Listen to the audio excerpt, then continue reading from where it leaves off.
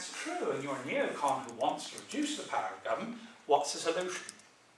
You do two things. First of all, you delegitimize the existing intellectuals. You want to portray most professors as crazy left-wing people who are completely out of contact with the real world. You want to portray the mass media as being terribly biased, completely unconnected with ordinary people. So you delegitimize the power of existing intellectuals. And the second thing you do is you create new institutions, new universities, new think tanks, talk radio, Fox News. You create a different set of institutions which bypass the existing intellectuals to reach public opinion. So that was the neoconservative strategy, and I would argue it's been a pretty successful strategy. So here we have three different views, and there's certainly lots of others. I don't want to limit it just to three, but three different views. And now I'm going to throw that up to you, and some questions you may or may not want to address. Do you think it's true that intellectuals have power? Or do intellectuals kill themselves? Why, if you think it's true, do you think intellectuals tend to be statists? If you want to change the world, do you do it through ideas? Do you do it through institutions, through interests? Or do you do it by trying to reduce the power of intellectuals? Now, I want to make a couple of things clear. I'm not saying that one of these schools is right and the other two are rubbish. What I do want to say, though, is that if you want to change the world, there are limited resources, a limited amount of money, limited amount of time, limited amount of energy. What is the most important way of contributing to that change? Is it one of these three schools of thought or alternatives? And the second thing I want to make clear is that what you think is the most important way of changing the world may not be the way that you want to change the world. So you may believe, hopefully you believe, that intellectuals are really important and professors are the most important people for changing the world, which of course is correct. But you say, I don't want to be a professor. That's not my goal. So you need to think about your comparative advantage. So you may say one thing, the most important people are professors, but you think about what's your contribution, where do your skills lie, which might be in something completely different as a way of changing the world. So as I said, the Institute of Humane Studies, actually I'll leave that to the end. So we'll open up to questions, comment, or actually I prefer comments rather than questions.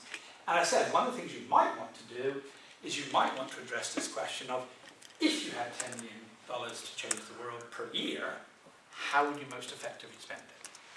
Open it up to you. How do you want to change the world? Nobody wants to change the world? Nobody wants to spend $10 million? Yeah, anyone? My name is Michael. Hi. I guess I wonder about politicians. I think it's Hayek who talked about, it's either Hayek or Keynes that talked, two separate camps. But they both agree on the power of intellectuals. Right, they both agree, and most politicians are ruled by some defunct economist. Right, not exactly right, but there's a quote similar to that from Keynes. Mm-hmm. Yeah. And I wonder how many... Most men are practical business. Right. How many politicians and well-known businessmen think for themselves and are able to get beyond, or smart enough to get beyond some of the things that crazy intellectuals put out, or even are able to think about the things that good intellectuals put out? Mm-hmm. How do we seek to train politicians, powerful businessmen and women, to get out there and to think for themselves and to get beyond public opinion and intellectual powers? I'd just give you $10 million to solve that problem. How would you spend it? I suppose perhaps a leadership institute, or think tanks that promote that advocate candidates who are thinkers and intellectuals. So what you want to do is you want to try and identify people who will be candidates, in fact, relatively early in their careers, and not simply train them about how to be effective campaigners, but actually also to train them in the ideas. Congressman Paul Ryan, from my point of view, would be a perfect example of somebody. He's read the Mises, he's read the Hayek, he's very familiar with these ideas, and then somehow he became elected to congressman. Although note how few people are actually supporting what he's suggesting. So that would be one way is, so can we identify candidates? But what I'm interested in is that that takes the view that in fact it's the policymakers and also perhaps the businessmen that make the change. Is that what you're trying to argue? So go on. In order, I mean, if they have the right ideas to begin with, Right. they are able to get beyond any influence that might sway them in the long run from making changes that are good in their own mind. Right. So how do we educate candidates early on so they have a deeper knowledge and deeper understanding before they run for office? So they're not so fickle when it comes to intellectual. Right. They don't follow the trends or whatever. Yeah, one possible view. Other views about how to change the world? Yeah? There's a comment. I'm just interested when we're discussing importance of different ways of changing the world, how we're seeing importance, and I don't have an answer for this or which would be the better way, but it seems like you could deal with importance in terms of efficacy. So for instance, you were discussing the neocon way of a very effective way of getting the policies you want through. But you could also look at the importance of things in terms of quality of outcome. So you can be very effective in your way of changing the world without actually changing the world very well. And I'm wondering how we address that issue. Because I'm very sympathetic to the implicit view there is that the neocons were very effective in terms of getting the sort of foreign policy they wanted, but I actually don't think it was a very good foreign policy. Sort of the way for that is I would argue, because I think of the importance of intellectuals, is having as much of the intellectual debate as possible. So we have a wide range of different views that are being expressed, that people can listen to what the different arguments that people have and come to conclusions about what they think is the right thing to do. So I would argue the more speech the better, is I think the solution. I think one of the problems, I would argue, is that there was a lack of attention given to the problem of terrorism until 9/11. And the neoconservatives were about the only people who were giving serious political thought to terrorism is a serious problem, what should we do about it? So when the problem arose, they were the only people who said, here's the solution, we've written all these papers, we've written all these books, this tells you what to do. So I would put the blame on all the other foreign policy intellectuals who gave terrorism too low a priority. They hadn't thought seriously about this question, and therefore they did not have a serious way of engaging the ideas. So that's what I would argue is what we need is for a variety of people to have a variety of different opinions. And then when there is a problem, then I think we've had a better quality debate about what's the most effective way of responding to terrorism. it seems like there also has to be some examination of what we're considering intellectuals. I guess thinking of higher education or processes. For just in terms of what it is, holding a professorship doesn't necessarily, particularly depending on the subject that you're teaching, doesn't necessarily put you in the category of someone who's thinking through or thinking independently, or even legitimately taking what I guess I would call a scholar and translating it accurately. So is this an implicit attack on intellectuals of not being very good intellectuals?